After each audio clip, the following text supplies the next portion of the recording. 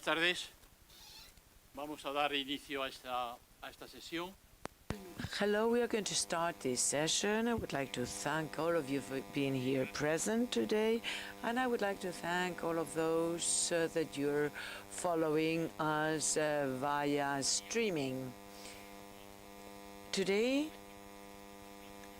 it is somehow related to what our topic, because I imagine that some of our audit will be following the debate in the Parliament.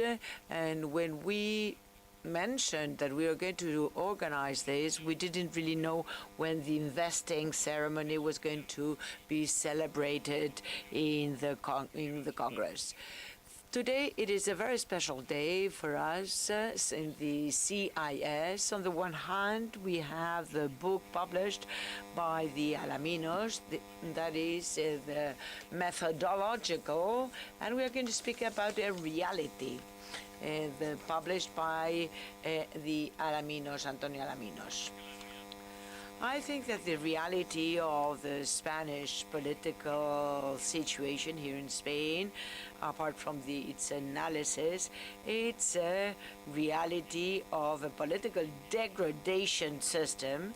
It is very difficult to understand some of the political behaviors, to try to define them in a normal definition, and to try to see what will be covered with this situation as we are observing today in Spain.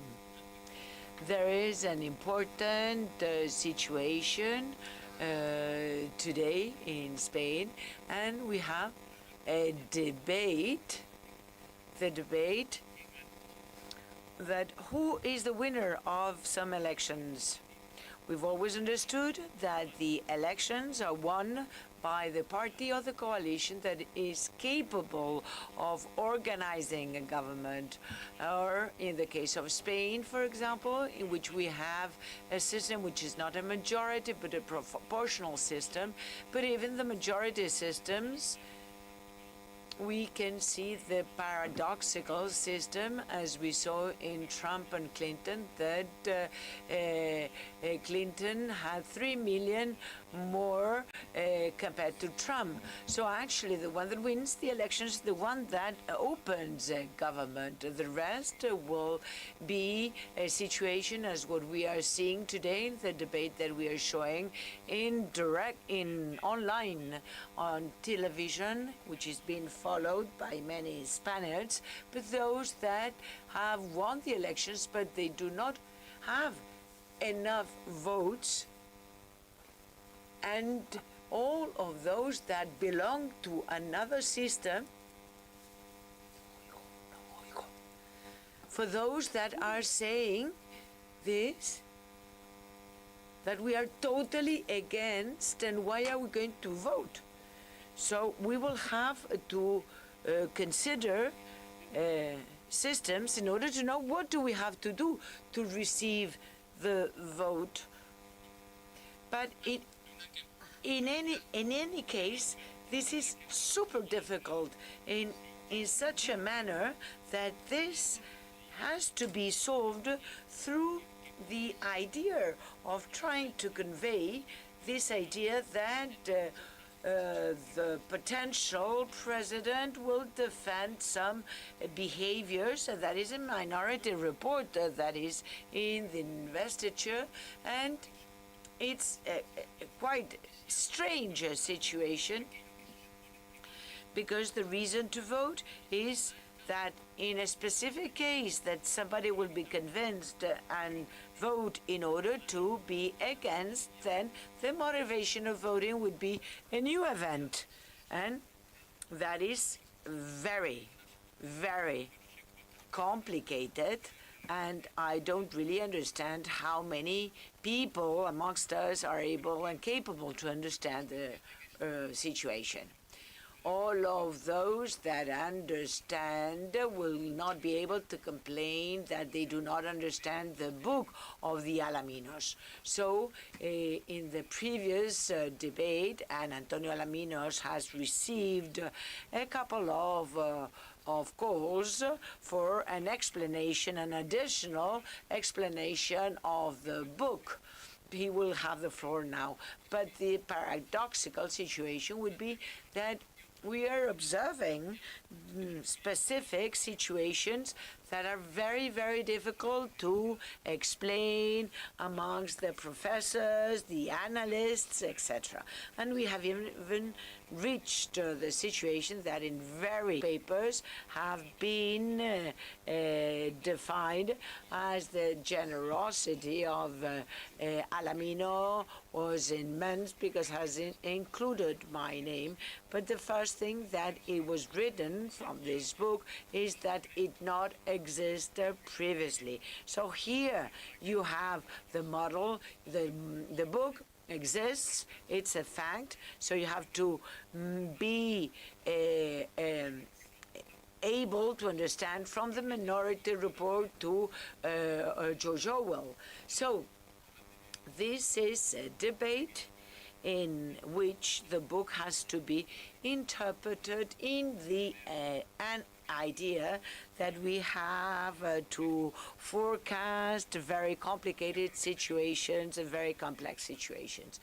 We are lucky enough to have important participants that I would like to introduce here. We have Peter Moller amongst us. He came to this presentation. He came from where he is living now in Italy and not Germany, and he came basically to be present in this debate, and I would like to thank him. He's a very well-known international specialist. He is considered as one of the most well-known author of the survey expert of the model for elections surveys, and as well here he has been working in the survey center, which is very, very important. And us here, we have only a follow-up of 5 years, although I know and I understand that the reality of the different countries is totally different. So he has been the director of the Center of the International Programs from Political Surveys and a collaborator of the German survey. And we have Antonio Alaminos here present. He is a professor of mathematical sociology. He has been the head of the CIS during his first period, and now he is a special advisor of internal communication in the CIS. He's a very valuable advisor and collaborator, and he's working in the methodology of measurement since the beginning of the decade of the 80s in Chile, in other South American countries, and as you all know, he's a specialist in all these topics. We have Constanza Tobillo. She is a professor in the Carlos III University, where she introduced the social analysis department. She has been working, although she's very young, she's been working for the last years in this topic, and she has been receiving the National Award on Political Sciences and the relationship of family and employment. She has been a member of the advisory board of sociology, and she belongs as well to the drafting and reporting of many publishings And we have as well Pablo Oñate. He is a professor of political science of the Valencia University, and he is the first Spanish president of political science department and association, International Association for Political Science, and it's the first Spanish professors, and as well for your university that I imagine that you're working and introducing them. He's a specialist in democracy, in different political parties. He has been an observer for the United Nations in different electoral processes in many of the Latin American countries, in Myanmar, Burma, and as well in Bosnia as observer for the United Nations. And he has participated on the electoral systems in Spain. And he has been a visitor professor in Georgetown and in many other important universities. So I don't know how I dare to participate in this panel, but the idea is to have short interventions of 10-15 minutes each on the book and of the situation that this book tries to analyze. And at the end, we will try to keep up from 6:30 to 8:30 and try not to go beyond the schedule, which is a very typical thing to do here in Spain. I would like to make 5 comments on the book and on the circumstances that we celebrate here. First, I would like to analyze why the modern societies are dealing with many different surveys on political polls. We are very much amazed because we have to carry out an analysis on the polls much more than on the different political programs on TV. And especially this is the strategy, the electoral strategy that we are using to our voters in order to provide data very much compared to other electoral processes in which not only we said that a political party was going to win, but to win by far. And the second comment that I wanted to mention here, and I used this day to do so, is that we are calling polls very different products. Before, we understood very well the survey to use random analytics with a specific sampling.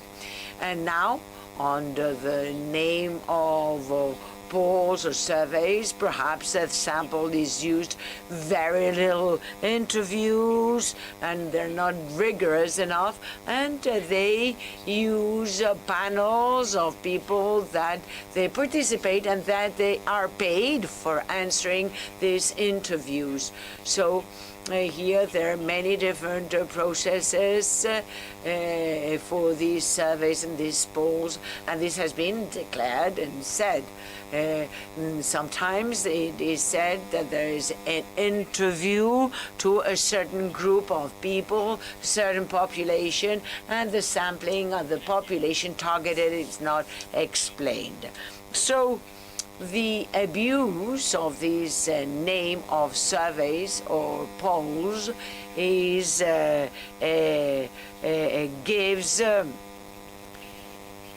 opens us the idea of the definition. And this leads us to a first conclusion, that is that we are living in society in which we had a deterioration, in which we have to participate, and that is what this opens from sociological viewpoint, and the professionals have to reinforce the different requirements. So we need to have a sampling of a specific minimum science. It has to be a very transparent process, and we have to follow the scientific methodology in order to implement these steps in order to follow this behavior. Then the third thing that I would like to comment is that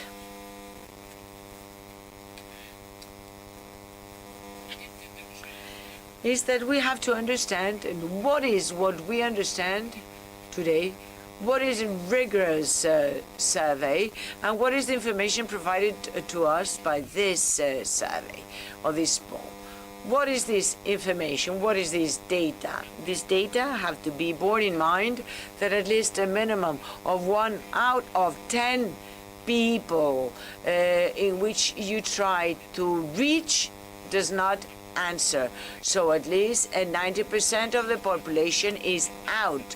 If the surveys, that's online surveys.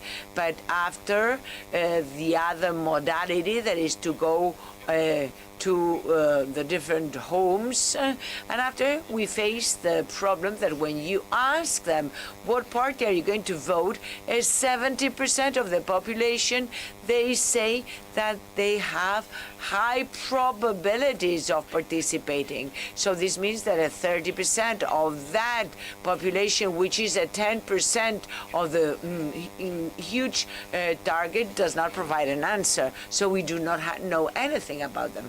And after 21 from the ones that respond, that they say that they do not really know for the moment what are they going to answer.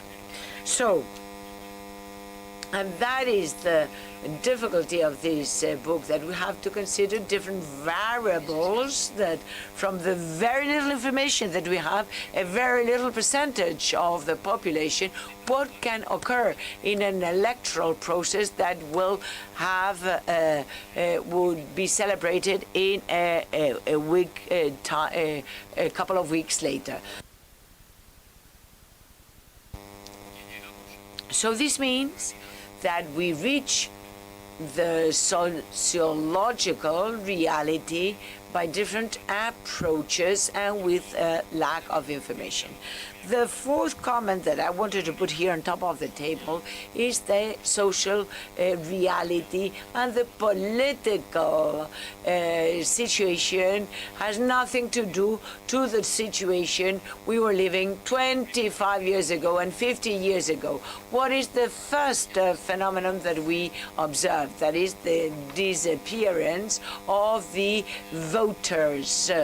We understood that there were some voters belonging to the Socialist Party, to the Communist Party, to the right-wing party, and that was much easier to know what was the mobilization degree of the different parties and the different voters. If these voters did mobilize themselves or not.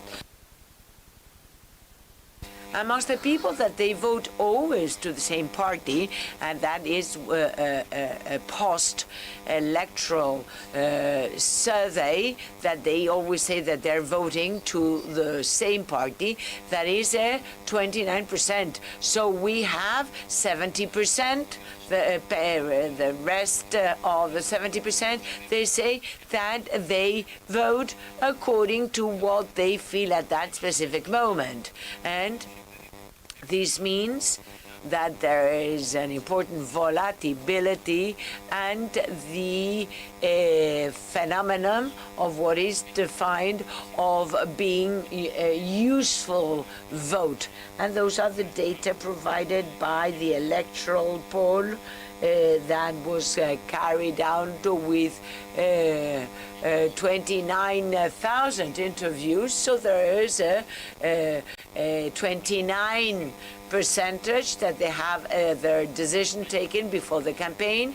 There's a 12% that they take themselves the decision during the campaign. Then a 3.3 decide in the in the last day of the campaign. So how can we know that the 7%, which is an enormous amount, that they always say that they do not vote always to the same party, and then you have to be a magician in order to know what can occur in these electoral processes. And after, there's an additional element, that is those that change their opinion. With such a high volatility, what we see is that there's 7.2% of the population that they confess that they've changed their opinion several times during the campaign, and after an 11.4% that they've changed a minimum of once their opinion from one party to the other. And that is an element that, if you add them together, leads us to the conclusion that in order to have an idea that what happens in those situations, it is very important to have good surveys, good polls, large target, to have a good team based on huge number of interviews, good research, and a good interpretation element of all these interviews. After, there's another element. I don't know if I'm running out of my time. I have 2 minutes left. There's another additional element that I think it is very important to assess what's going on. And that is the political tension together to the different trends. And during lunchtime, I told the Professor Muller I received 72,000 criminal claims that they want me to see me in prison. And there was a resolution of the electoral board in order to see what are the instructions that I receive. But that is something totally against the rule of law and goes against any element of the this channel. But when there is an electoral system, there is some surveys on these demoscopic research, and not only you have to be focused on this, but not only yesterday the El Mundo newspaper was mentioning, and he said that Tezanos was using different adjectives that are not acceptable. And in other interviews that I had in Radio Catalunya, one of the most well accepted radio, then they called me manipulator, Taliban, fake, useless, cacique, etc. And the journalist said that he could keep on and on with all these adjectives. So I think that the book that we are presenting today, it's a very, very brave. The book presented and written by the expert Alaminos, father and son, is basing on the data that we have on the volatility of the situation. And after, I will open the floor for a debate, because here we have a scientific and an academic debate in order to see how do we reach this, in order to assume the traceability system. We have to follow a methodology that has provided. This book is not only for magicians, but as well for the different polls. The last one that we had in the CIS of 0.05%. And plus 0.5 in the plus survey. So actually, I think that this is a book that is a good and a brave book. I think that it shows what is the real research, the scientific dynamic. The book is carried out with a lot of rigor and especially focusing on the methodological analysis that we are trying to implement. And we shouldn't forget what we should do as far as researchers. And I really think that what you are doing has been a wonderful thing. I think that we really have to acknowledge your contribution from the scientific community. And now we are going to follow the agenda that we have, and I would like to allow the last intervention and to give the floor to Antonio Alaminos, the last one. So this means that we are going to... Thank you very much, Mr. Chairman. Yes, can you hear me?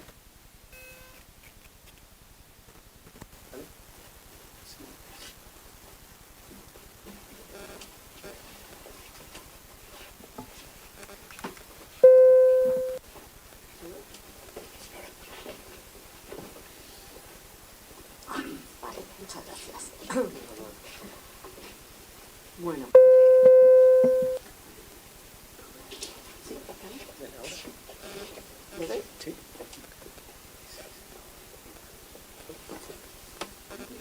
Esto es lo que se llama el método para la aproximación. Claro, es que no se enciende la... Ah, perfecto. Muchas gracias. Thank you. Well, it's a real pleasure for me to be here in a common house of sociology. Thank you very much indeed, Mr. Chairman, for having invited me to be able to speak within that round table in order to introduce that brilliant book. This book has been published within the collection of CIS, which is called Cuadernos Meteorológicos. But it's much more than that. Just a journal, so to say, because it does include a lot of presentations about the new model which CIS is being applied since some years ago in this electoral analysis. Now, as it is normally said, that the book doesn't exist and the method doesn't exist, it's not the very first time that this has been explained.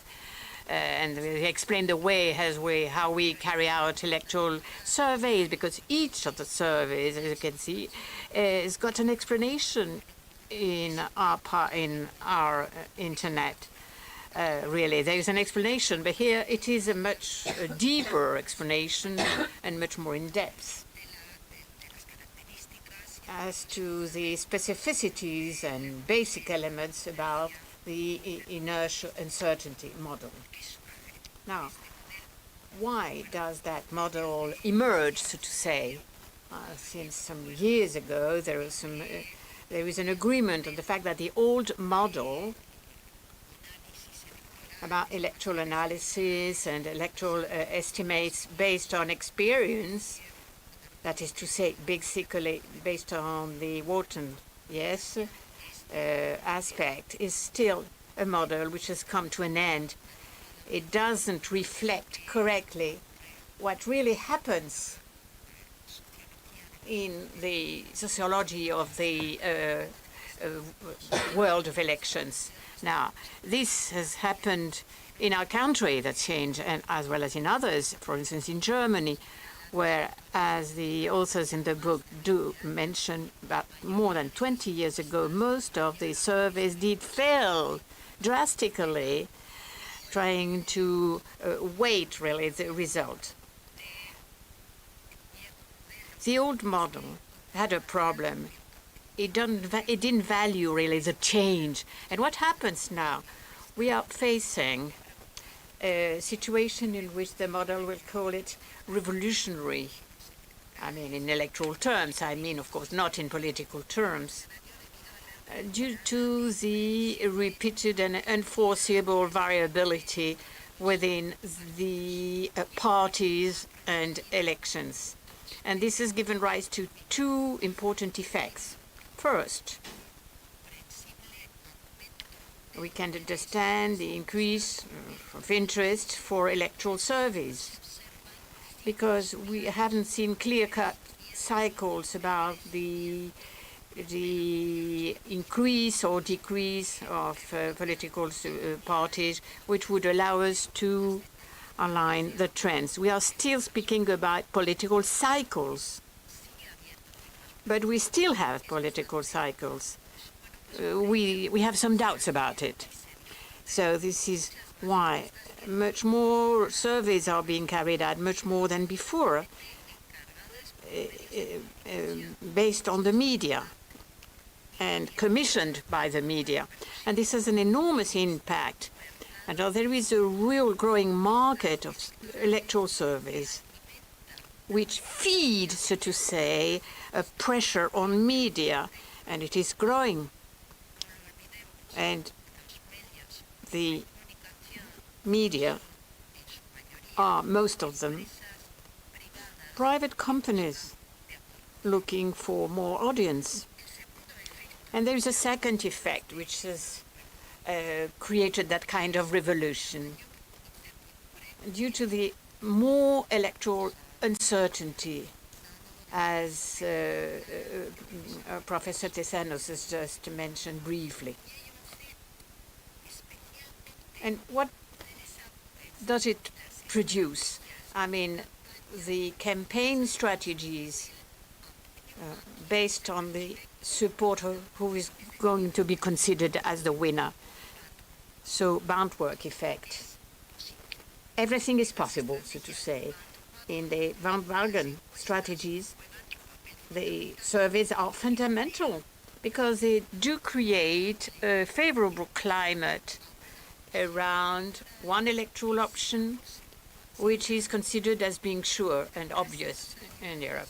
Most of the electoral estimates being published before the last local elections and autonomous regions elections gave a broad majority in order to have a coalition PP and Vox parties. And this effect has been important. So the bandwagon strategy has been quite successful, not only in the social and political right-wing parties, but also within the media, or even, I would say, from right-wing or even left-wing, which did accept this media-dominant trend. And who was against all this and different? CIC. We had estimates with different results, and this has created a ferocious campaign of attack, so to say, and really lawsuit, practically. I knew that there were some complaints, but I didn't know that there were so many. So against our president. Though it didn't have any success, and the last one won't have any success either, because obviously, as the judge said already, it is not an offense to organize a survey which is not right in the results. It is not an offense. And in fact, they were successful. So this was a problem. But this has given rise to some effects, a lot of noise, and what is even more serious, it did show, it did more, a lack of confidence, so to say, in the CIS results. In such an environment, so to say, the prologue carried out by Professor Tezanos is totally justified, in which that first part to explain the activities of the body of the CIS as a summary. In the last 5 years, CIS first has got more modern, so to say, in a lot of aspects, but in one particularly, overcoming the obsolete sampling system or collection systems. So really the telephone or the direct interviews, etc. So it has been more modern, so to say. And this is important. It's being mentioned in the first part of the book. I mean, we have stabilization of CIS fieldwork, which was working in very precarious conditions. Well, CIS has been really studying in depth the needs, the problems, and particularly during pandemic, which we have been suffering practically during 2 years, and CIS has been researching the whole process through a very good number of surveys, 7 or 8 exactly, I don't remember. They were very interesting, very relevant. And CIS itself has analyzed these surveys with the participation of a big part of the sociological society of that country. So we have increased the number of interviews and surveys in 82,000 in 2017, and then 140,000 the following year. So CIS has been establishing a new theoretical approach as to electoral analysis. This bifactorial model on, the uncertainty inertia model. And it has been studied in depth with a lot of details, and does show the electoral work, so to say. It is a very complex work. It's not an easy book just to read in 2 or 3 days. No. You have to read it several times and very, very much in depth. And, well, perhaps thinking about who are not good enough in mathematics, I mean, the book could offer a summary of the main elements which are included. But anyway, there is a good summary just in the front page. A good synthesis in the model, bifactorial, inertial uncertainty model, analysis of the pre-electoral model, impact and campaign. And there is a very good summary in a very short text right on the front page. It's a bit too small, perhaps. That's perhaps a small defect. But anyway, it's a very good summary and particularly useful, I would say. I started to read this and I think, how interesting, good, clear-cut, it's obvious. And then I started to read it a little bit. I said, oh, my goodness. I ended up at chapter 1. I have to read it again, I'm afraid. But anyway, at the end, you understand it. Now, what is it aiming at, really? The model trying to detect through surveys inertia where the past can have an impact on the electoral support at any time. And at the same time, and this is a good thing of the model, at the same time, the electoral support is being conditioned due to the whole range of an open optional future due to the level of uncertainty, as we have seen. Multiple scenarios which are produced by the combination of these two forces, and the synthesis is what you will find in that book. I am absolutely convinced that it will be particularly useful for all those who want to start and to study electoral analysis based on scientific criteria. I would like to congratulate Professors Alaminos, Gonzalez and Alaminos-Fernández, as well as CIS, for that brilliant presentation about the electoral aspects. It does help us to understand more about social behaviors, which are particularly complex. Now, getting more into the subject, so to say.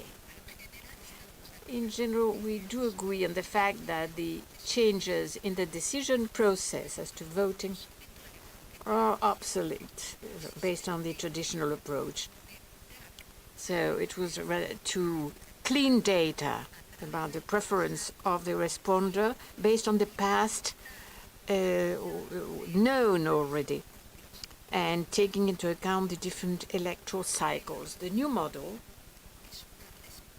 is a response to the incapacity of going on using this old methodology, which nevertheless a lot of the service companies are still using, of the polling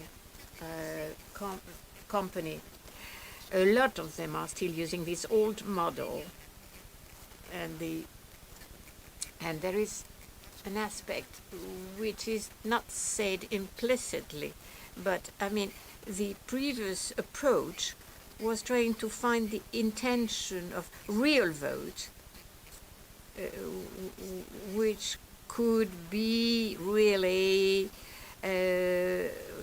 not known by the interviewer. The bifactorial model considers the vote as something more dynamic and complex. First, it does separate clearly what is the measurement of the electoral support, which exists at a given time, and then the operation being submitted to the scientific method, about prediction, which a prospect, which belongs to another aspect. The measurement of CIS estimates the support for each electoral party. And this is really interesting. They don't start by something fixed, but something which is fluid.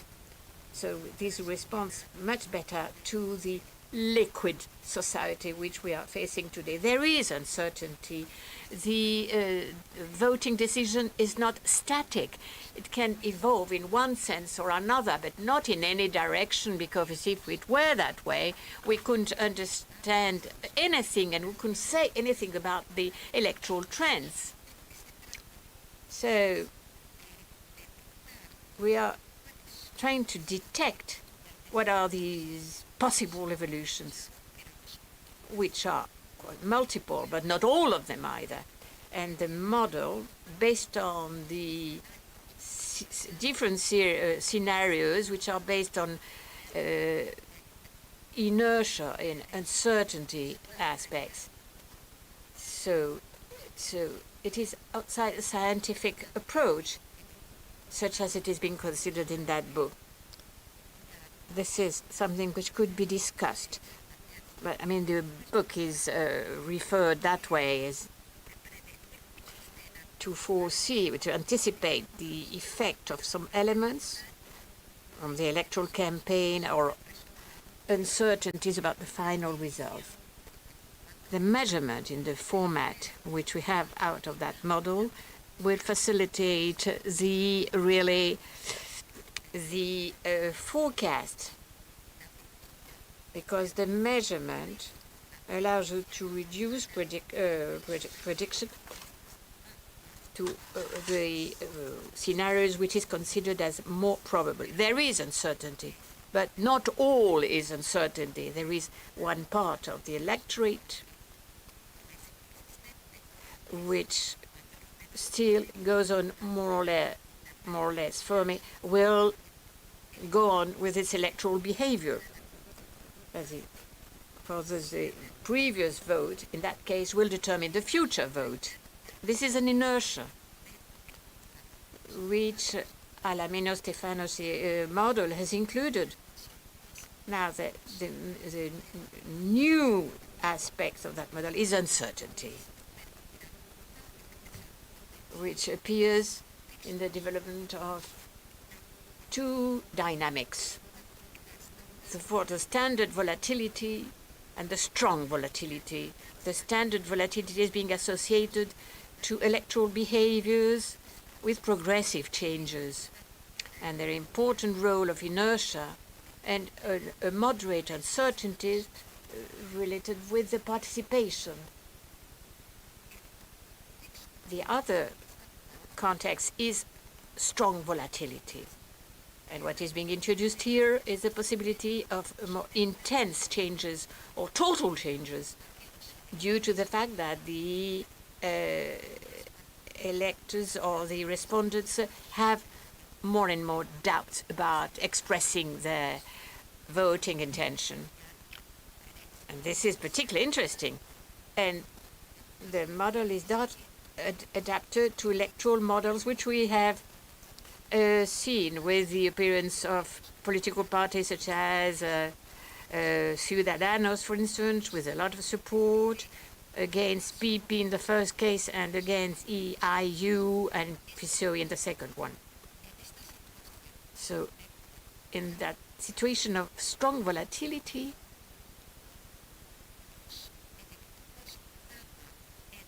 when the people were doubting about PP, Ciudadanos or PP or Podemos, there was an alternative vote of PP towards Ciudadanos and PSOE and IU towards Podemos.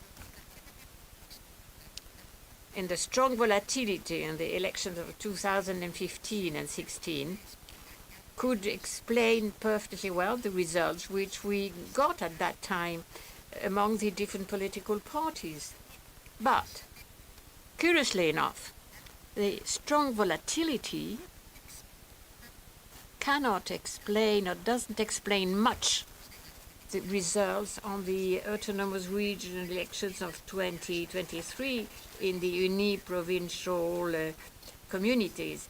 The authors do mention in their conclusions that there is an attenuation of volatility which we have experienced in the last few years, and the diagnosis from electoral potential support and the final results seem to indicate that we are coming back to a more moderate volatility that the authors called standard volatility, and less probability of electoral change in the same magnitude as we have been registering in the last few years. So it's a very interesting result, which is obtained thanks to the model application.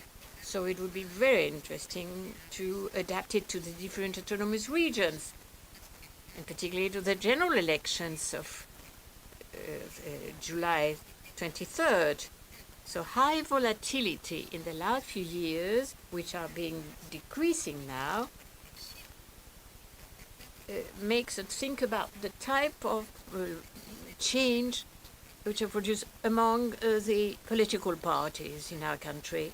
The alternative votes have occurred within the two main rings, right and left, and not too much transfer between one bloc and the other.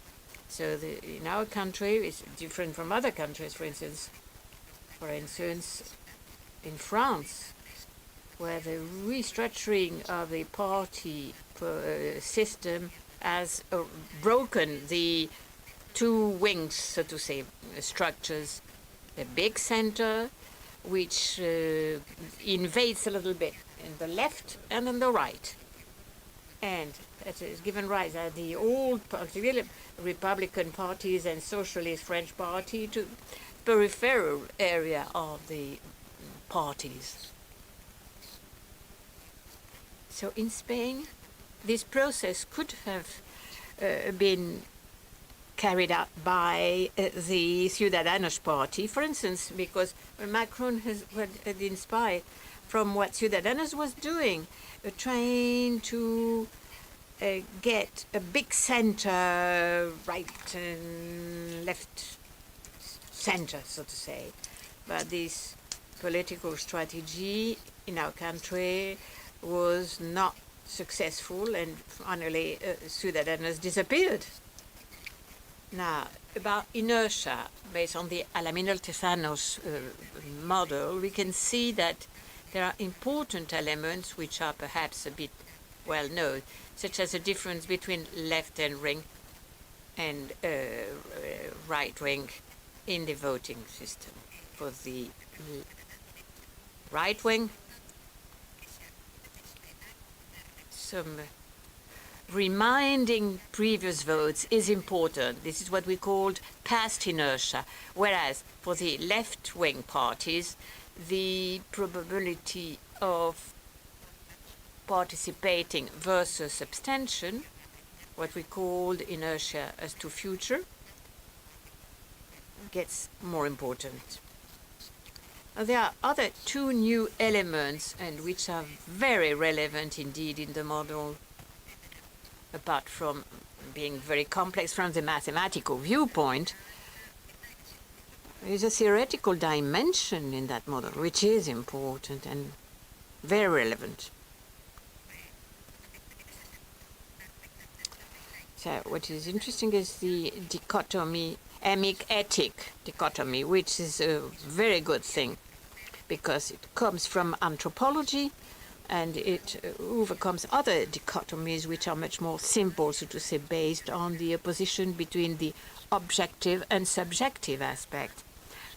And there is an asymmetric distribution between those who observed and the one observing from the outside. So these are two different perspectives. The interviewed and the interviewer. In anthropology, there are two different perspectives, the one doing the research and the one answering.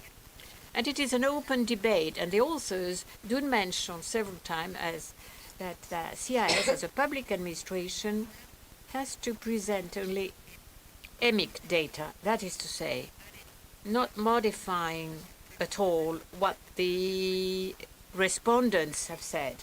But at the same time, they do insist on the importance of the ethic perspective, and as the motivational models based on varied information about electors could give or produce results which could justify the modification of what has been expressed. And Professors Alaminos Fernández had elaborated already a motivational model, a pentafactorial model, as to voting orientation, with a lot of variables referring to leaders, parties, management, ideology, climate, etc. We could also add another thing. The ethic model are being more and more common nowadays, considering the difficulty of having information collection in ethics. The double perspective does create some problems as to the differences between explicit or prognosed vote and with differences between parties. For instance, in the Madrid autonomous region, you can see it on the last election, 2023, there is a coincidence which was very high in the case of our PP party, from the emic and ethic. But in other parties, it was different. In Vox, 52% only. In Unidas Podemos, 64% only. And Well, I'm about to finish.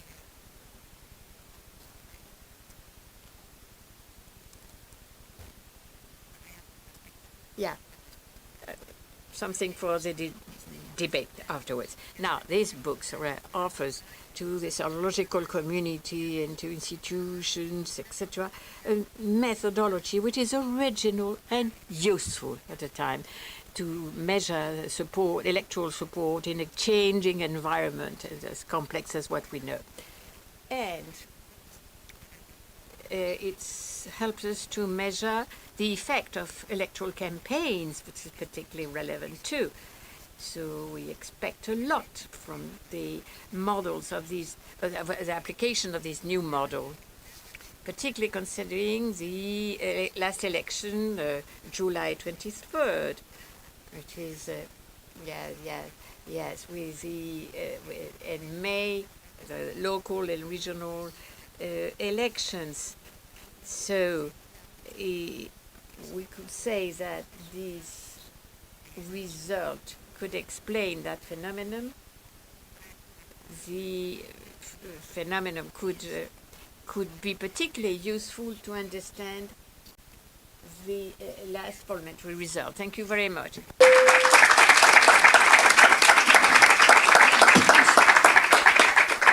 Profesor Pablo Oñati. Thank you. Muchas gracias. Thank you very much. Thank you. Thank you very much for having invited me. I think we celebrate something important, really. CIS does a lot of things apart from these surveys, and I think that it's a real pleasure to be able to participate to that particular presentation about that book, which is not only a book, but it's a presentation of a model. So to make that model known, pedagogical viewpoint, and the way this can apply, etc., with some examples on the autonomous regions, etc., and to teach everybody how this model can be used is particularly relevant, and it is absolutely necessary. And it is done brilliantly. It is with a mathematical complication, but it is quite simple anyway. So thank you very much indeed, Mr. Chairman, for having invited me. I mean, we can celebrate it, really. This is a good example of what CIS is working and the way it is working, with transparency about the models and analysis in a very sensitive aspect, such as elections, but with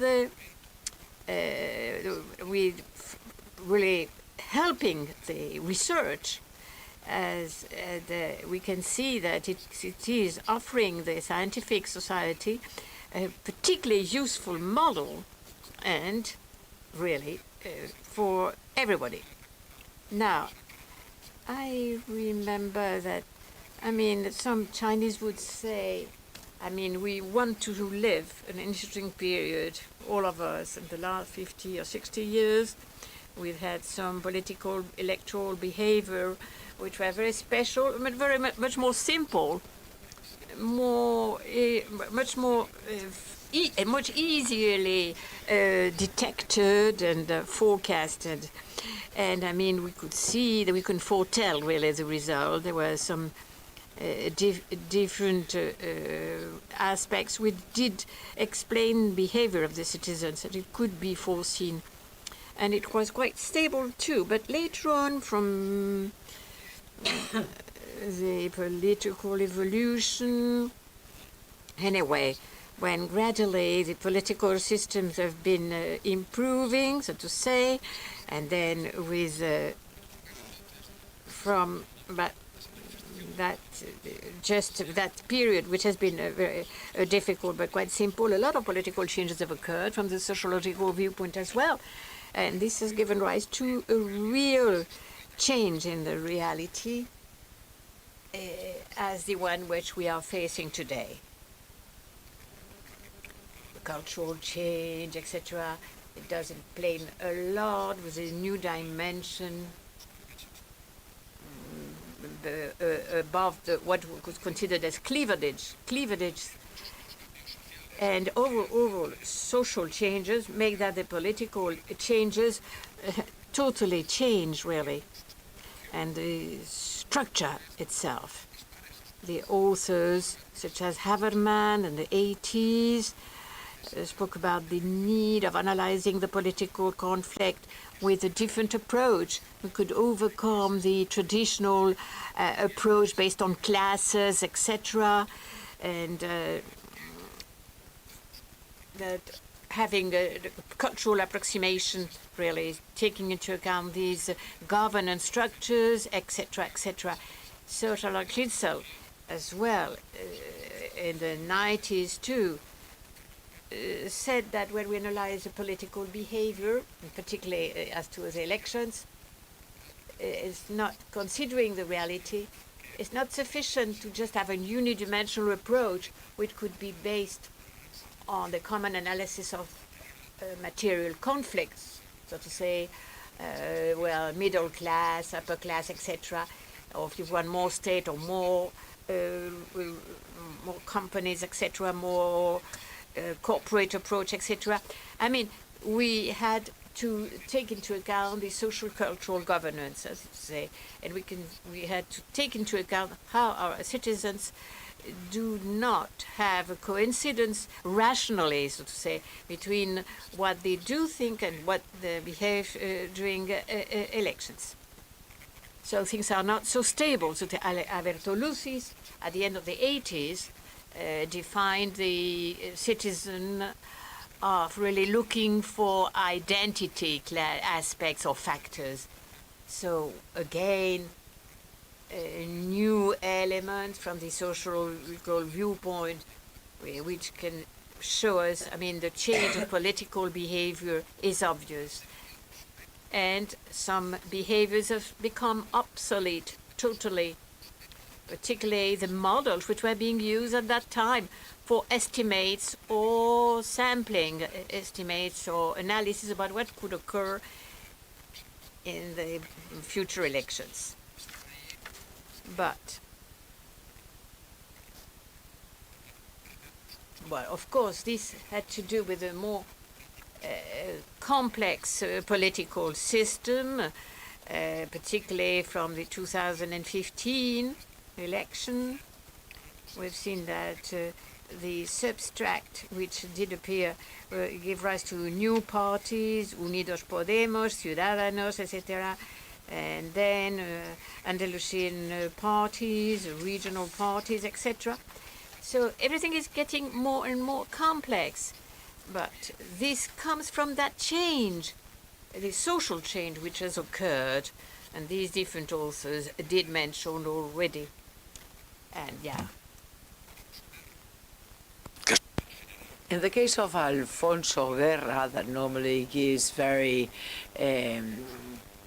stressing opinions, in 1993, he, in that specific campaign of those elections, he was the one that started with the Doberman dog image and how he mentioned the right wing, trying to reinforce an ideological barrier that would separate the voters in a stable manner, and to reinforce that barrier that was changing.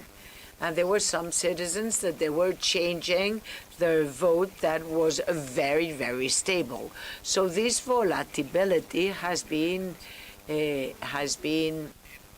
occurring. In the beginning, there was a volatility within the blocks, but now we can see how this volatility goes between the blocks.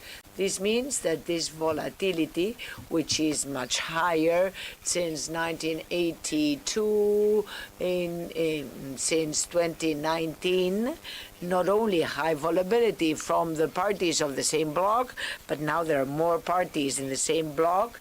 We have Ciudadanos has disappeared. We have Vox in Spain, but we have the intra-bloc volatility that the previous day, very many people, voters, they decide their vote during the last week, and that's the uncertainty.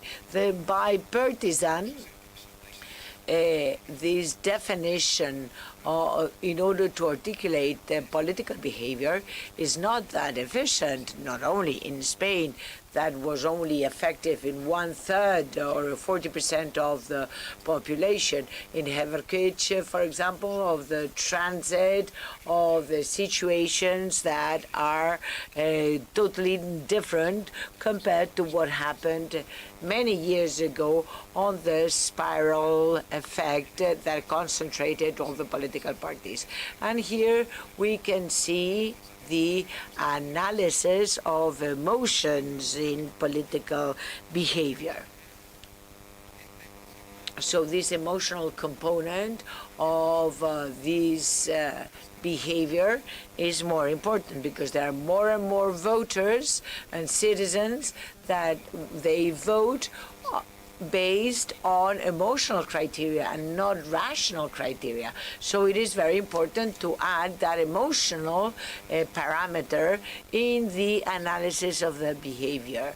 So that is a much more difficult context. It is much more interesting when we think that this methodology is very much needed, and this book per se.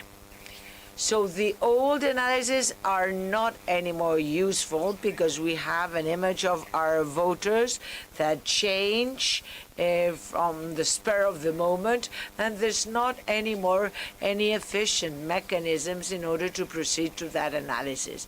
And this model, which is presented today, totally transparent with examples, and this model tries to overcome those difficulties and to try not to do any estimations or forecasts, but diagnosis on the different scenarios in a very mathematical and statistical approach.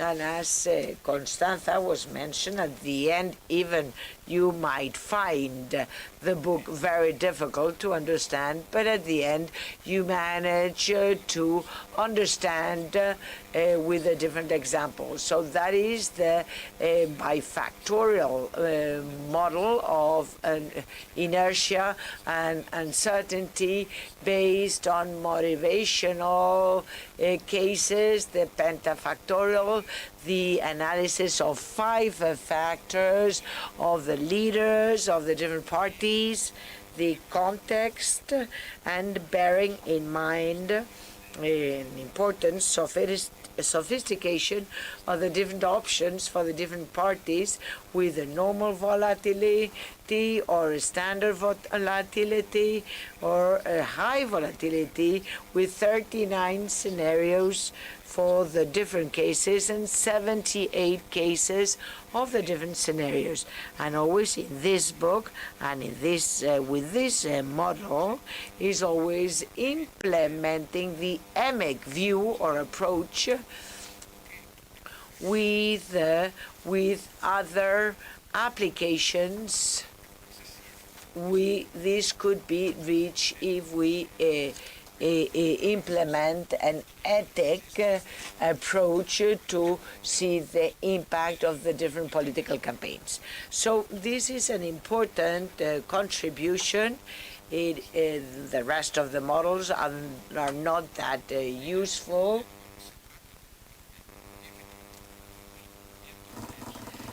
And this is a base of knowledge of what we are trying to do here in the CIS, not with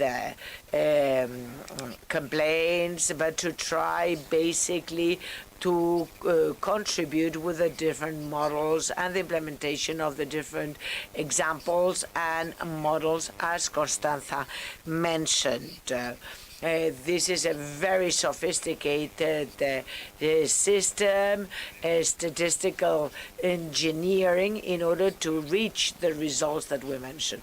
But as we have here one of the authors here, Antonio Alamino, I would like to ask him 2 or 3 questions that I have in mind after having read this book. And I understand that this is not only important when we speak about behavior in the autonomous communities, especially when we mention the different Spain territories from the electoral viewpoint, but not only at a subnational level, at the autonomous community, but as well as a provincial level. And that is something that we still have to understand in Spain, not only at the community level, autonomous community, but as well at a regional level.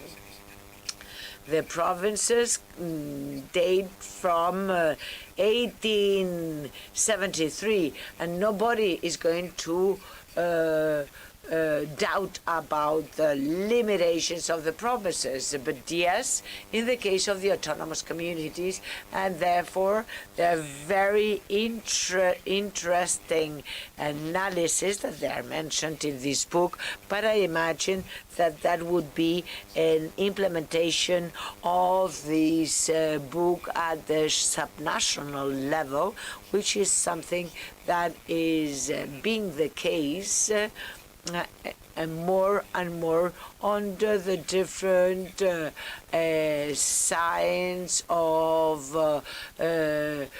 political comparison, and I really think I understand that Mr. Alaminos will say something on this. Secondly, I would like to ask to the authors that I don't know whether you have thought about the possibility that this analysis of the different scenarios in which we might vote in favor of a specific political party in these environmental situations in which we analyze not only the scenario of voting in favor of that party, but as well to see when those scenarios can be against, in which the citizens are not going to vote for specific parties. That is already on what happened, Donald Trump versus Hillary Clinton, on the negative bipartidarism in Spain. Perhaps it's not the case, is that I'm not in favor of this party, and I will not vote in favor of this party. But I certainly do not want the other one to win. And that design of scenarios can be very practical and useful. That is, scenarios in which citizens will vote to other parties in order to avoid a specific party to win. And that is the negative bipartisanship. I think, I am almost convinced that there will be a second edition of this book, but this book explains very quickly the 5 factors. There's a very little explanation why these 5 factors are chosen, why others have been researched, and I think that perhaps these could be dedicated to 2-3 pages in this book, and this would avoid the reader to understand why these factors are so important, and bifactorial, pentafactorial, because we understand that there are different factors, that it depends very much, perhaps because the political climate perhaps cannot be included here. And why these factors and not these others might be included here, because they are very well explained on the references that are mentioned for the reader. The emotional factors are not much measured in Spain, but in many other countries.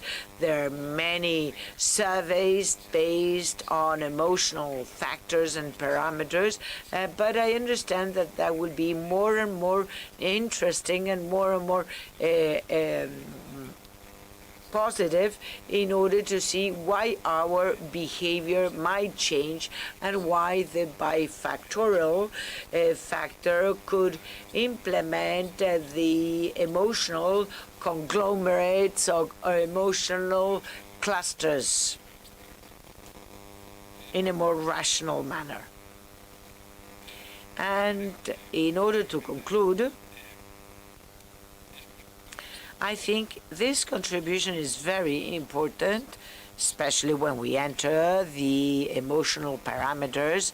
The other day we mentioned in a seminar in the UNED, in which you enter the polarization from the affective viewpoint. Societies that they are very polarized, emotional polarization, and then this affective parameter that is a rejection of the other, not as a democratic enemy, but as an enemy that has to be definitely won. In which there is this growing emotional polarization. Perhaps the authors might consider this for a second edition and to include those factors of emotional parameters, and perhaps that could be something that might help somehow to improve this method that is presented today here. I would like to congratulate the CIS for having enhanced and supported this model. Obviously, there are certain models that it's going to be very difficult to analyze the realities that we have nowadays. We can use the analysis of the political behavior of estimations that do not respond to the reality that we have. I really think that the CIS complies with this feeling. I think that this book shows a step forward in this analytics, and to provide it as another tool for research, and it should be included in methodological brochures or documents or journals in which we can understand and we can proceed to this analysis that somehow was out of the framework. So congratulations to the CIS, and I would like to congratulate as well the authors. Thank you very much. Antes de las palabras de Antonio Alaminos. Thank you. And now we are going to give the floor to Professor Peter Moller. I will start until the presentation pops up. Thank you, Mr. President. Yep, it's there. Thank you, Antonio, for having me here. There is a translator available for those who cannot hold my German accent with speaking English. I'm afraid I'm punished tonight. It's late in the evening, and what shall I say about that book? It's a yellow book, I can tell you.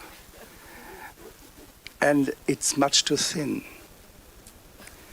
Because in all empirical research, when you present data, the real hard work is invisible. And I will remind you in my talk a little bit about the hard work which is behind that book, because I'm talking about sampling. Now, talking about sampling, by the way, this is my home university. It's not a nice university, it's a beautiful university, and it's the longest castle in Europe. Just visited in Mannheim. Now, I would also say that I would like to entertain you late in the evening, and we will talk about sampling, which is a very dry topic, I can tell you. That's why we have some coffee connection in the middle, and in the end we have some marmalade. I will tell you why. So that was the introduction, and here's the overview. We have a miracle. We have a miracle that there is a theory of sampling which is called probability sampling. And it's really a miracle because it provides you with outcomes which are unbelievable, theoretically. And then there is CIS. And there are these people who have to turn that theory into real work.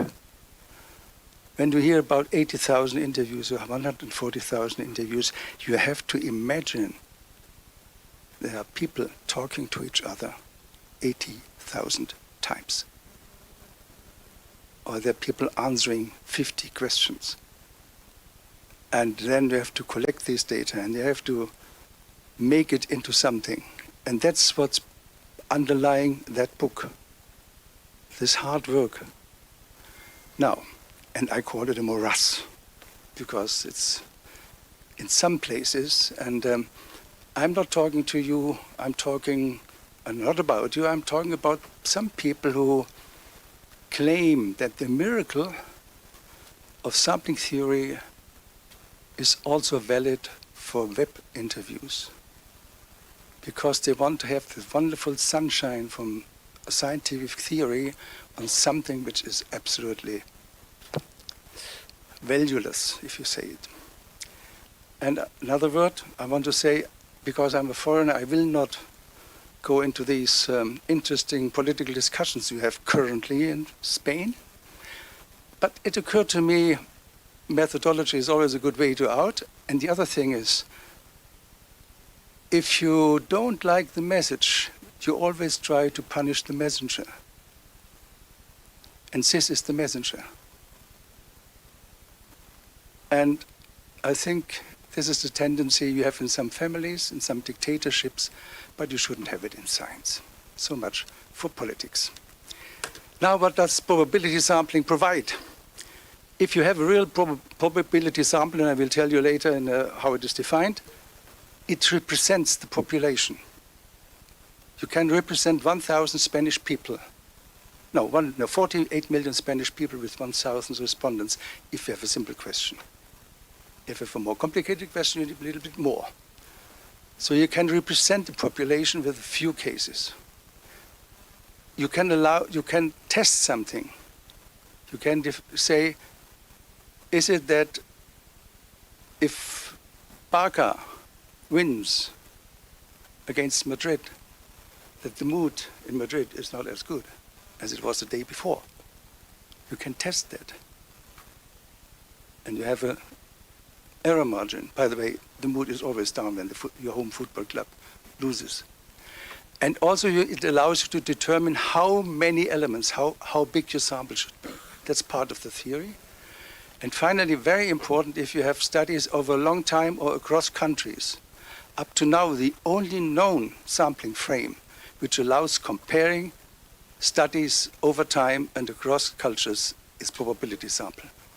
So everybody who wants to have a probability sample, okay, how is it done?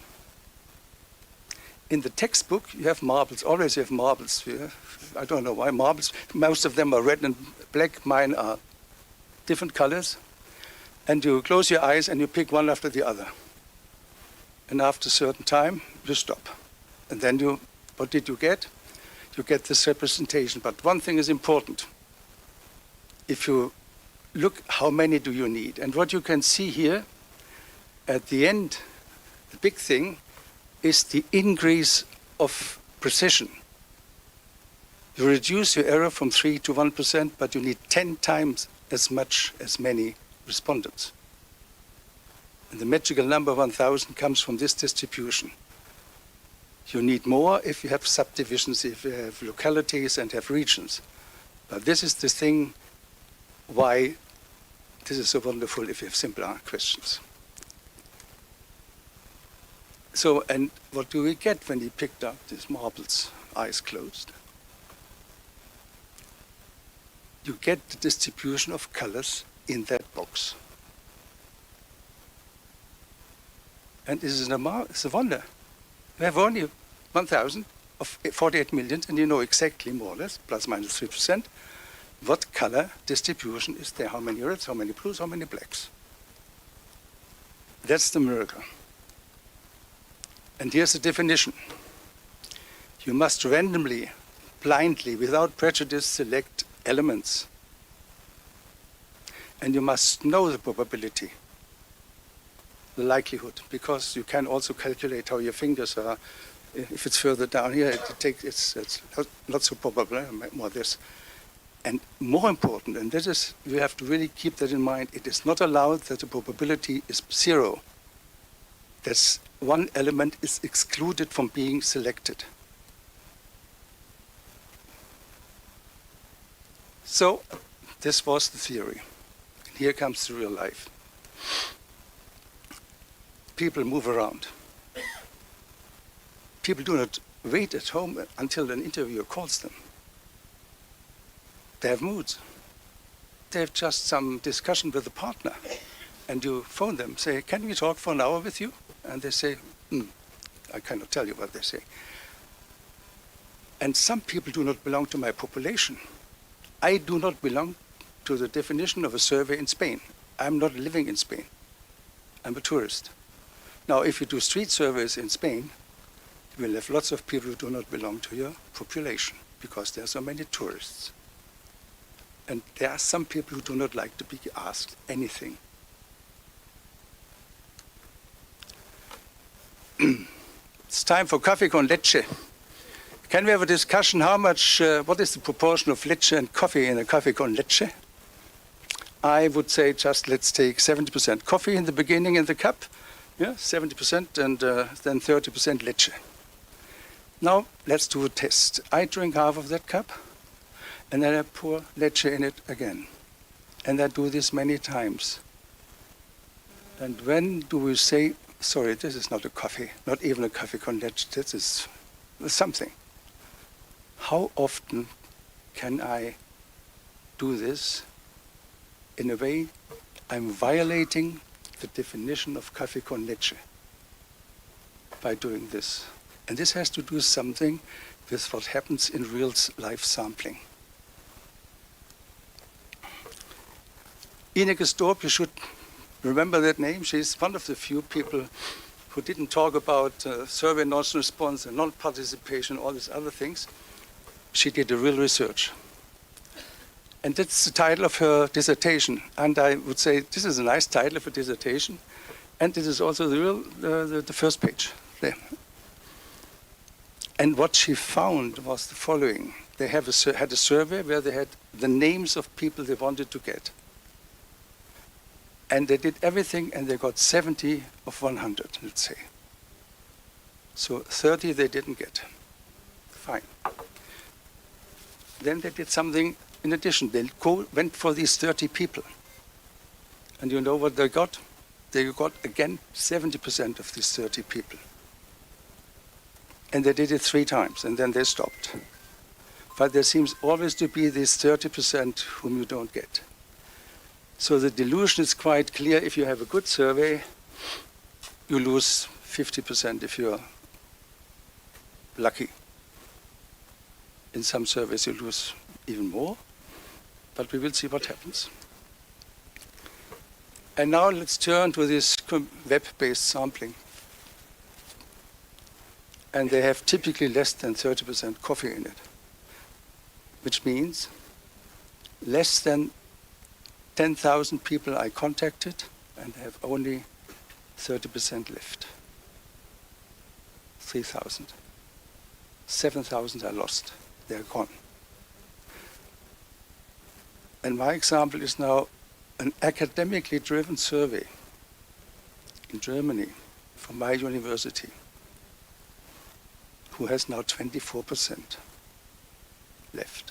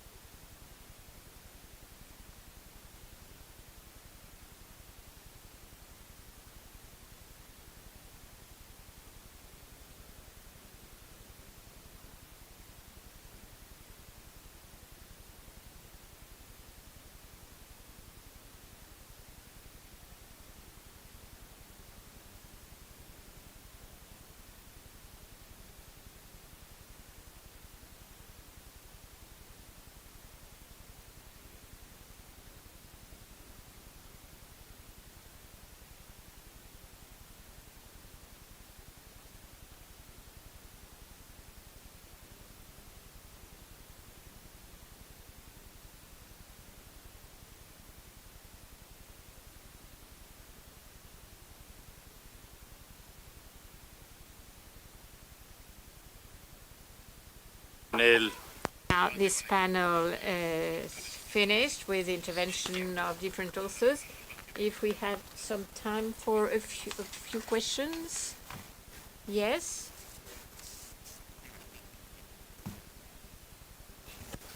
No, que va, sí, esto es agradecido, es lo que queremos discutir y reflexionar. ¿Está aquí? ¿Está aquí ya? No, Sí. este sirve. Ahora. Quitamos este. Tiene estéreo ya.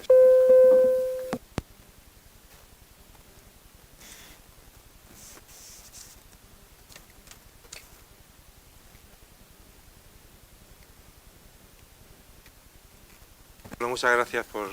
Thank you very much, Professor, for these kind words.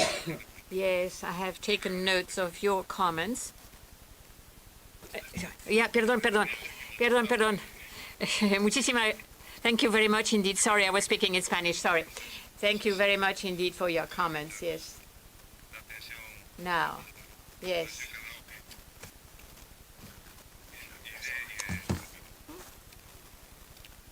I will be. All right. The first question: why have we written this book?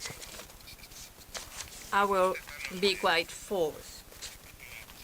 When I was invited to participate in that project, first we thought about what had to be done, and it was going to be science. Social science is a science for its methodology. So what we have started to define what it meant. Estimates, well documented, methodology, etc.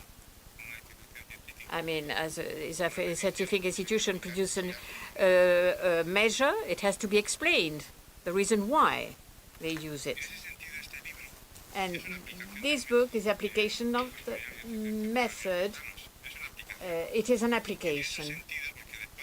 And as it has been said, after some approaches from the methodological viewpoint, we wanted to know more about it. In that case, it is a practical application.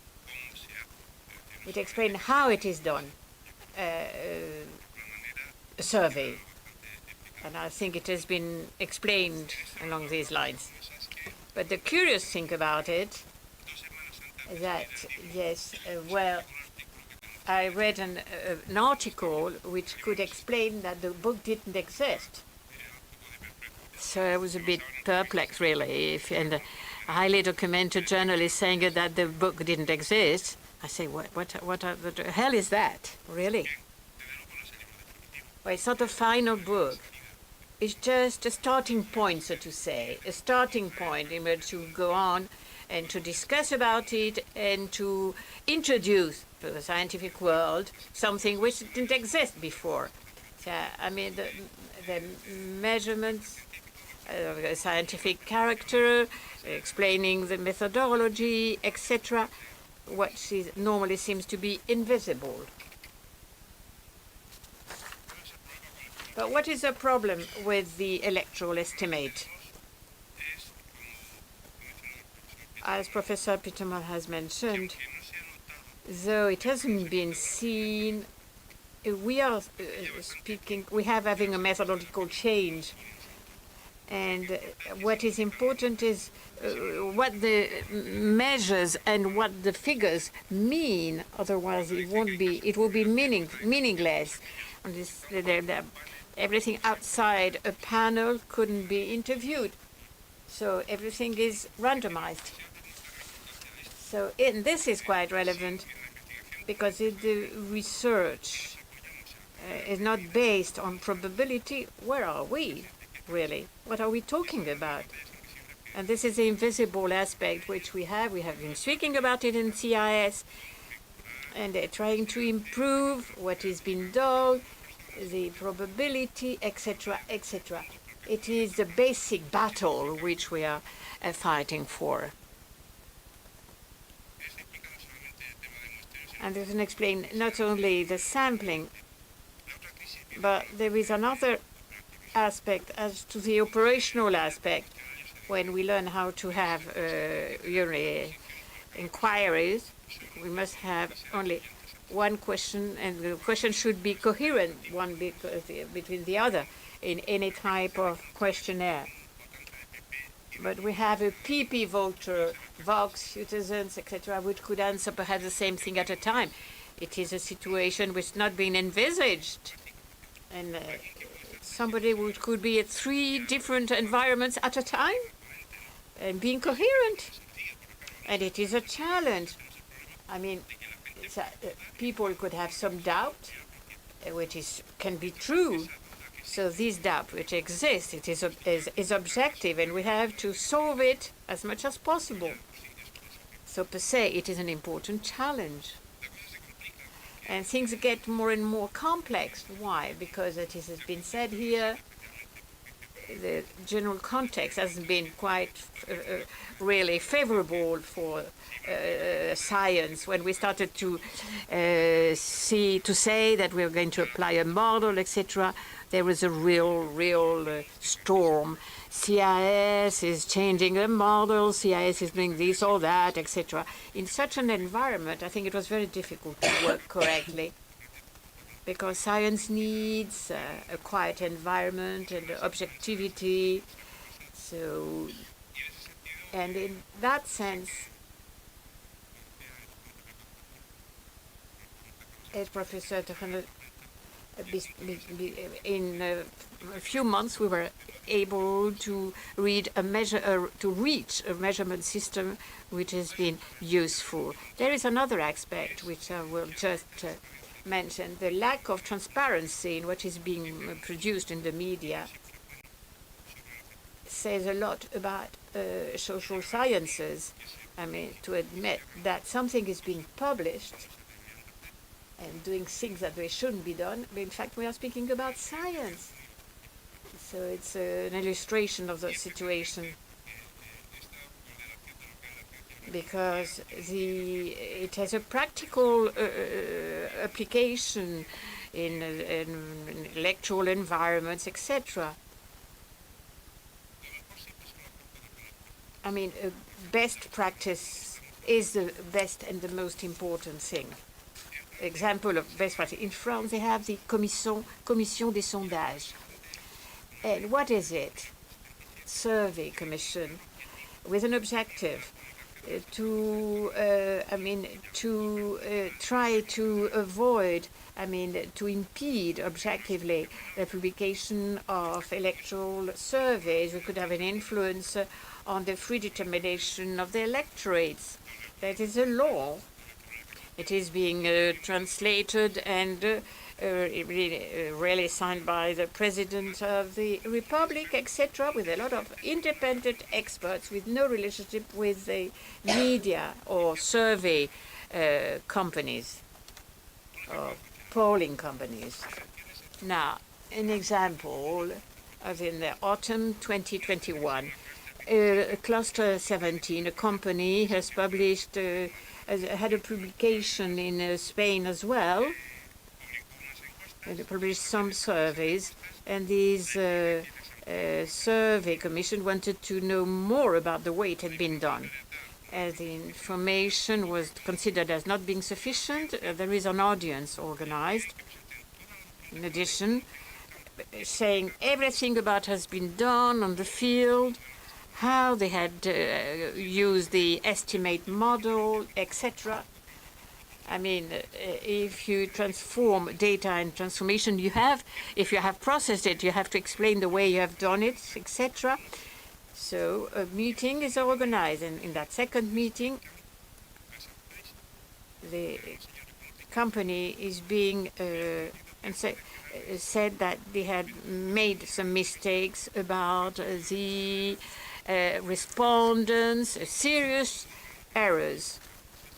So the company had made a mistake concerning external aspect, really saying things clearly. The company admits that they have been doing it wrong, and they will withdraw the data from the internet.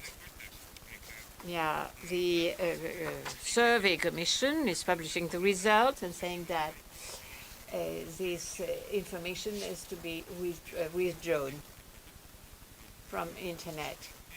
They could induce to vote based on erroneous information. So they refer, they go to a lawsuit, etc. So based on the law, the Commission has been supervised the functioning of these surveys. What happens, who would decide about the result of that survey commission in the bifactorial model based on inertia and uncertainty, based on the scenario method developed by the general elections in 2019? It's something really perfect, so to say.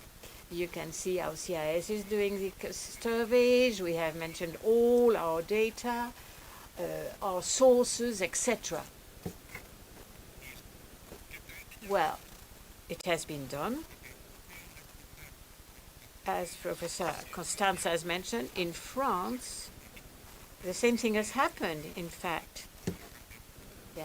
They had suffered as well a political change in 2022 in the report published by the Survey Commission.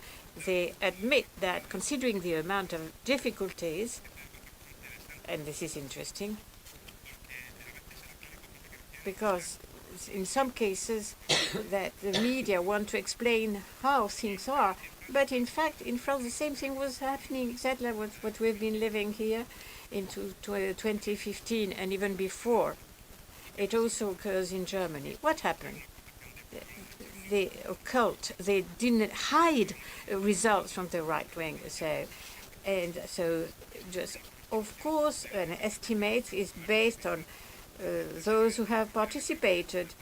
If you have been working during years about it, you would know what it meant. What did they do in France on the polling companies? Well, they did to establish hypotheses based on probability of participating and to vote one party or another. So they arrived at a figure of 48 hypotheses, 48 scenarios, we will call it, but they established this hypothesis. In this happens, that if this happens, what would be the result, etc. So it is not very much elaborated, really. There are just multiple columns which would give for each candidate one, so to say, a few possibilities. They reached 48, and we have been using a different amount of hypotheses, but the procedure is the same. But with an important difference is that in the French case, the Commission did authorize people to carry out hypotheses, up to 48 hypotheses. So to vote, they were going to vote or not, to whom, etc. But they had to consider the possible range, minimum and maximum range, because the companies are not much at ease when with that type of really information being given. So the Commission said, no, you cannot do this. I accept hypothesis, and there's an empirical possibility. And there is something which I think they are wrong when they say that you can have the minor one or the major one, or you can choose right in the middle, but the one you want within that range. And this is the important part, which has to do with Peter Muller said. The report said that in the statistical limbo, so to say, the surveys related with electoral debate have been complying with the laws. In other words, the electoral surveys progressively have really required that one model has to be used. So the Survey Commission is supervising the situation, but you cannot substitute the social scientists. The social scientists have to check whether what they do and the way they do it. and the sampling theory is not giving the results they expect, we have to look for a scientific alternative. But we shouldn't be forced to say that this is not considered correctly, etc., and the approach is wrong.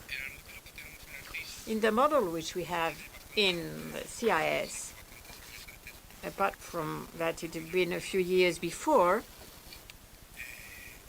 the French case, it presents some advantages. Yeah, I mean, it's a bifactorial. It's a more theoretical approach. The French one is just a provisional. The one is based on basic parameters, certainty, as we've seen, related with the possibility. The CIS is much more elaborated theoretically, and when we speak about scenarios, they produce the parameters combination and not hypothesis, which is much more basic. It's more refined, so to say. As Professor said, there is a peripheral vision and approach thanks to the different volatility scenarios. So, I mean, the Spanish system is more proportional and not based on majority. So they speak about the need of setting up the first option, a peripheral approach, saying what would happen if this was being done instead of what we think. So, and we adapt the peripheral vision thanks to the volatility scenarios which we have. And I have decided to use a unique estimate standard procedure, but not a subjective one, based on central trend measures. Well, Tezanos is not carrying out estimates. CIS published the estimates which come out of the model. Nothing else. This is what we have. We not to decide about the range or the bracket, so to say. And I mean, in the French case as well, yes, it's the really emic commitment, ethical, explicit commitment, which describes the operations based on emic data. So, who is considered as being sympathizing with Vox or whatever? No, I mean, it is an explicit ethical commitment based on the emic data. We do not change what the respondents have said. We can filter whatever. We cannot change the opinion. It implies a double work, really. Here we have emic, yes, what people have said, and the ethic part as well, which is, well, I will give you an example. We have in April estimates, we spoke about the diffuse logic system, I mean, to understand between the Socialist Party and Podemos. I mean, to think about diffuse logics. It was a parallel procedure of evaluation, the ethic one, studying the not quite clear-cut electoral estimates, and when diffuse type of estimates in order to break what can happen based on the double intention as to voting. So apart from what has been published on the ethic part, what can be established as a strategy, and then we apply the transparency principle within any scientific activity. When they said that they don't make it public, when the French companies do the same thing, they have got the ownership of their models, but the Commission you can keep the same secret as Coca-Cola, but in the health model you have to say, we have to tell somebody about what is being done with Coca-Cola, for instance, the health authorities. So the difference with the French system is the CIS does publish everything which is being done here. It's not something separate.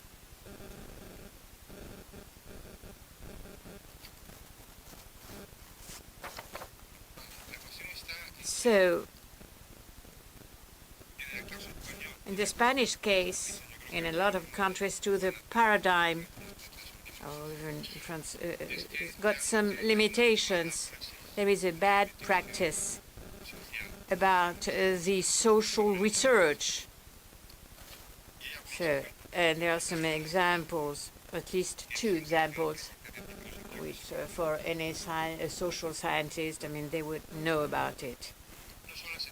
The estimates, what we call the FANI, F-A-N-N-I, or sausages, the FANI example, anomalous phenomenon about like the ovnis, no? I mean, they were called non-identified anomalous phenomenon, F-A-N-I. So there are a lot of F-A-N-I, which we would call non-identified anomalous phenomenon. And there is another example, which is the sausages estimate, as we call them.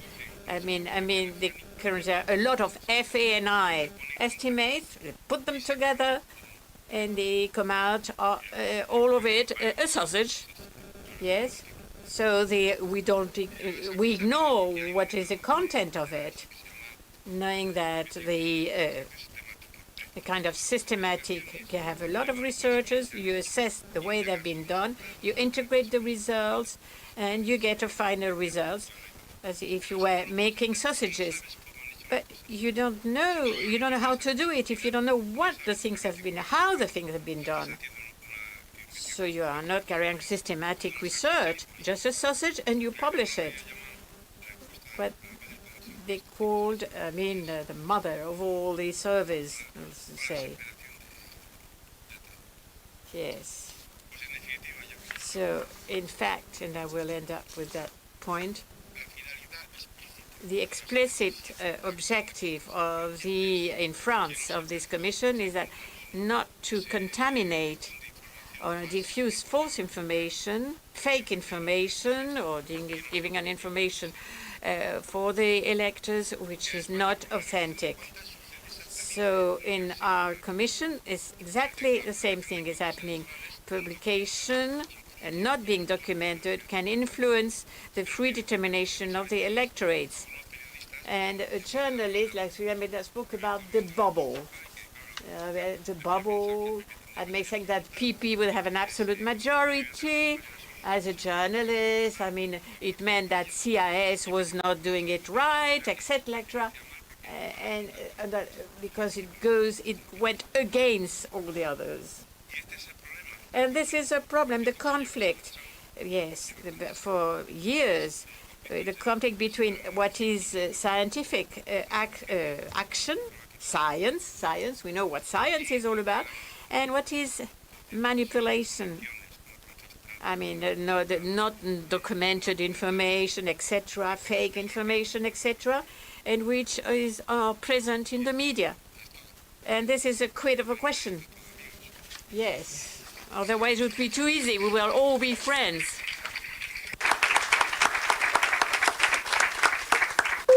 Hay un elemento. Yeah. Yes, Antonio Alaminos. Is the most of the complaints which we have in the presentation in the Parliament and the comments I received, there was a permanent criteria saying it is impossible. This survey is wrong because it is for Socialist Party and Sumar and Podemos can sum up the quantity they said. It was an a priori statement. It was supposed to be 30%. I've seen that. This was being present in a lot of conservative respondents. There was no so many electorates from the left party. And I mean, how many persons are within the left, right wing, etc.? And the MPs, were really a bit lost, really. I presented some graph and I said, it is impossible. But this is what been done before we started working at CIS.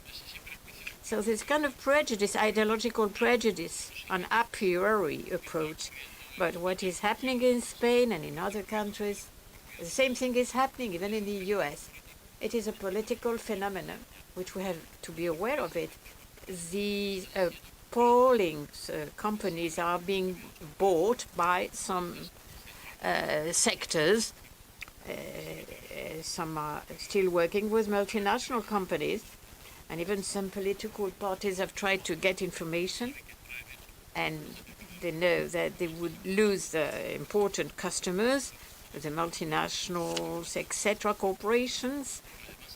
But, I mean, in Spain, there are just a few of them now. Some belong to multinationals, but they are not considering much interest in everything. And others maintain a company, and they thought that they would be able to go on working that way. And a few months afterwards, they've been out of the market, so to say, and they have been fired. So there is a political phenomenon. I mean, a lot of these surveys are not even done, I think. They've got some machine or whatever, and in the middle mandate election in the States, the same thing happened. The president said that Democrats were going to suffer a lot. And they had a majority in the Senate and much more seats in the Parliament than what was being done in the further. There is an a priori condition which have an influence on the poor and on the people. So, and the 35 electoral processes which have occurred in Spain, there is this team out of 33, CIS has discovered the trend. And the last ones, it's a kind of variation, but to speak about the variation of final result 0.051% is quite a good result. Now we have to know the reason why we had such estimate and such a deviation, which was so small, in fact. Yes. So I mean, really. You have to work and go on working that way. I mean, there's a lot of pressure, yes. Sociology is being criticized. The lack of scientific approach is tremendous. And we are being attacked by everybody, really. The polling research centers with important sociologists, such as Armando Miguel, has been one of the important sociologists in our country. And he decided to work on research, applied research. Now, what is the present reality? You have a real battle against us, yes? It seems to be an infantry army, etc. Some are even industrial engineers now, not sociologists. I mean, we have to start reacting. We have to start, going on working along these fields and even more professional. But it is really a very negative situation. We are being attacked and copied by a lot of people. So there is a confusion about even what is to lose or win an election. And this candidature now will be conditioned by some will say, we were the winners and you are not legitimate. It is part of the confusion in a period of confusion. We are all aware of it with data which are not electoral. There is a real concern because of climate change, for instance. And there is a real concern which has to do with the youth employment rate as well. So, I mean, there are a lot of other activities. We are really concerned by a lot of things in the country as such. I mean, so we would, in some cases, see all these farmers complaining about heat, youth not finding any job, etc., etc.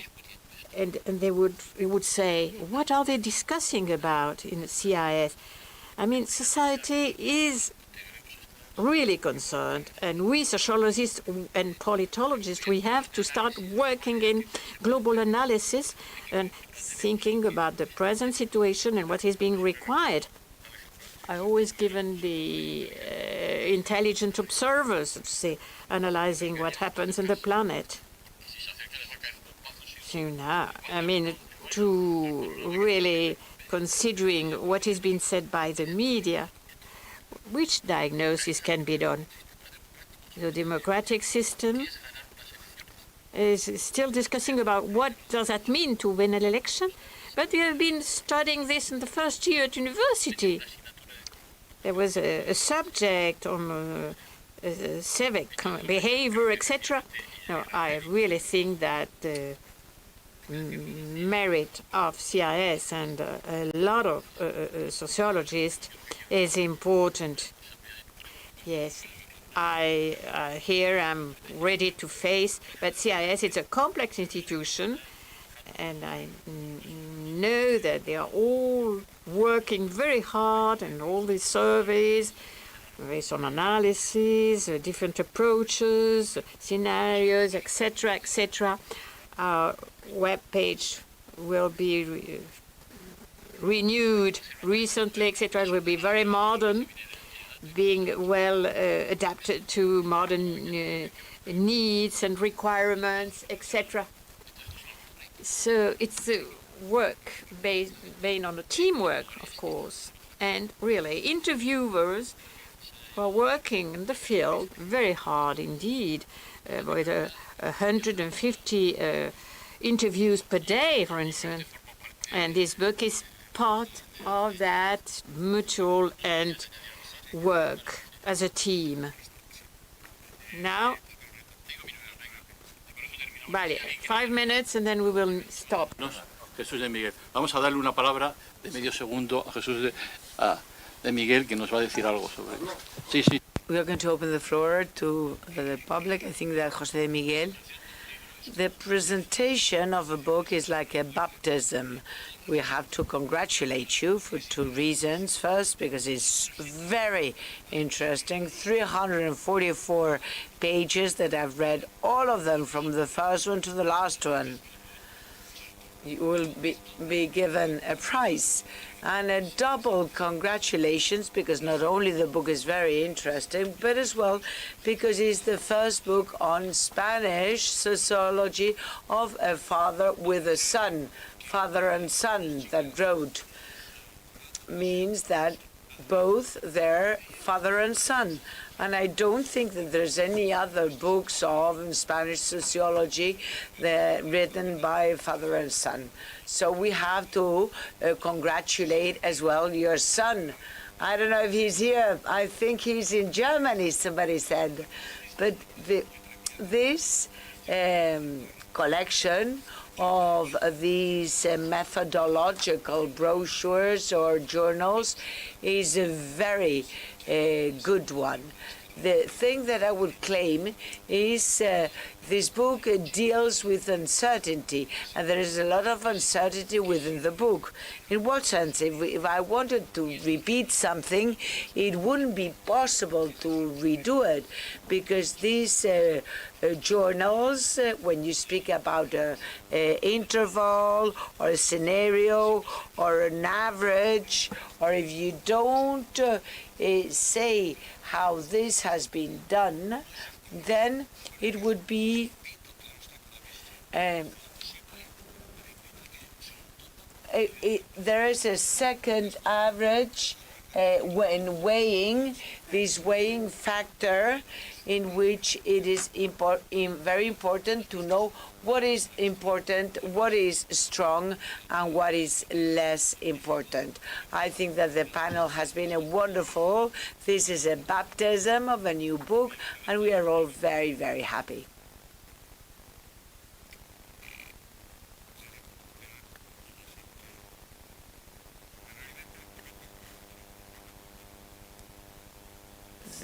The realities that I have discovered, how to work with the sun, with 12 years, I was already relating it to topics, but impossible to speak about other topics that did not include the football.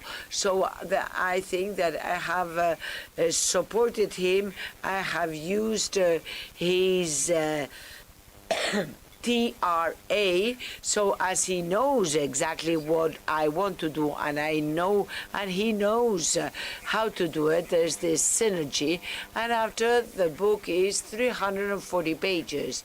In all the electoral stages, in all the provinces, that is what is implemented. So it's a very long task, because this is done for every province. Every province has its own view in regional and autonomous elections. So if we were to publish all the analysis of everything, we will have to publish 2 or 3 other books and 2 other journal. Everything is done in detail, but it is very difficult when a journalist writes to you and asks you what is a sample, or for example, another case that El Mundo newspaper, they wanted to reproduce. No, it was done through the transparency portal, which is a public. They didn't know what was this weighing factor, and there was like 7 pages sent about this weighing factor, the programming. We sent them everything, all the programming, and 2 weeks later we receive another message. You misled us because we are doing this and it doesn't function, it doesn't work. And 2 days later, sorry, because we forgot about the weighing factor aspect or parameter. So the thing is that the most basic notions, the journalists, they don't have them at hand. When you read the report from France, you see that the companies, they have the National Front weighted factor of 3. So you have to multiply times 3, and in Spain we are having 7 or even 6. So this is a very difficult weighing factor in order to know how to define the different political parties. So here we have to see a 30%, 40% of the weighing factor. And when I was speaking with the journalist, I said, if I give you a unique percentage and I forget about the other parameters and I maintain them stable, what is the confidence that I have when I get it 20%? No, it would be a 1% of the total survey, because 20% are the probabilities of the intervals of that parameter. But when you start with one figure and you cancel the 0, then it drops to a 1%. So if you want me to give you a parameter with a confidence value of 1%, so it's very, very difficult to have this exchange and this communication on very many people. They ask you, how are you doing the survey? I tell them I can send you two books, and somebody told me, how does the CIS do the surveys? And we sent them 3 books. I don't know what she was expecting us to answer. So it's actually a very stressful situation. A lot of pressure because we were analyzing the different provinces, analyzing all the data. So I thank very much the fact that you have congratulated us.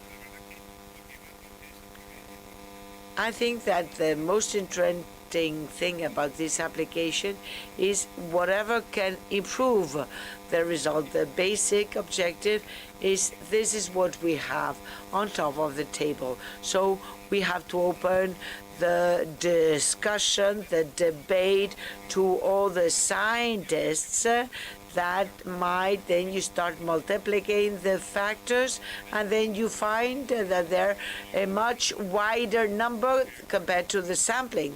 And the Committee of Surveys in France does not supervise the Spanish one because the operations that they are done for this polling, it's indirect to this sampling.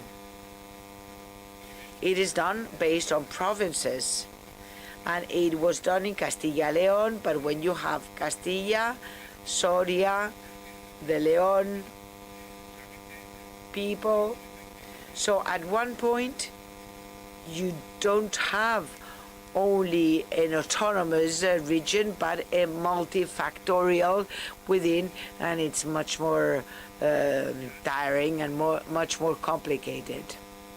But there are several things. We are changing this on the possibility of voting a party. Why?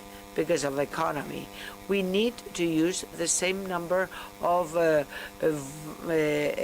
variables because we cannot introduce all the variables that we would like. And when optimizing this, it is very important to exchange them because normally the main objective of the PP is to vote against the government more than to vote to your own party. So that would be the post-electoral analysis of the CIS, and the forensic diagnostic and analysis is you go backwards and to see what was that you haven't detected and that has changed. So all these forensic analysis is very positive because it helps us to check what we did not detect at a certain moment. And here we have the Louis Beck models, the models based on surveillance, and the 5 factors are linked to the different perspectives. And from the empirical viewpoint, we have the electoral post-elections of 2011. Here you can see this graph. The negative vote can be up to a 19, almost 20%, and 19.8. People that they're voting the PP, the Popular Party, or to punish the government. And after we have the emotional parameters, and that is something that was shown in European polls when they were assessing the well-being, when measuring stress, anxiety, and the first results, they were a disaster, because on the sociologists, when you introduce more and more questions, especially the emotional questions, then everything falls apart, because it loses its structure. And from the last 2 polls, the European welfare survey, or when measuring psychological and emotional parameters, they are not included in the other parameters. So I really think that this idea of emotional parameters are very difficult to be introduced in these scientific things. So the B5, yes, with a psychological factor which should function, but it is difficult. Muy bien. Bueno, pues muchas gracias a todos. Thank you very much indeed for having being present here. Antonio Alaminos, his son, will join CIS because he will be a member of our team. I think he will be joining us, within a short period of time. He's having his PhD finished. And, well, this will be a real pleasure for us. Now, periodically, we would like to have these sessions. And I think that we have the system which is online as well. So, one on the event with Manuel Castel, Viviorca as well.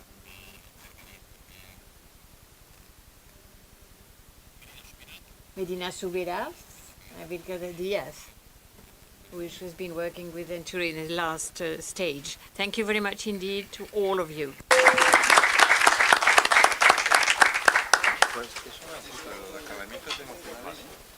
Ese gráfico es interesantísimo. Pero te cuenta que la afinidad es solamente...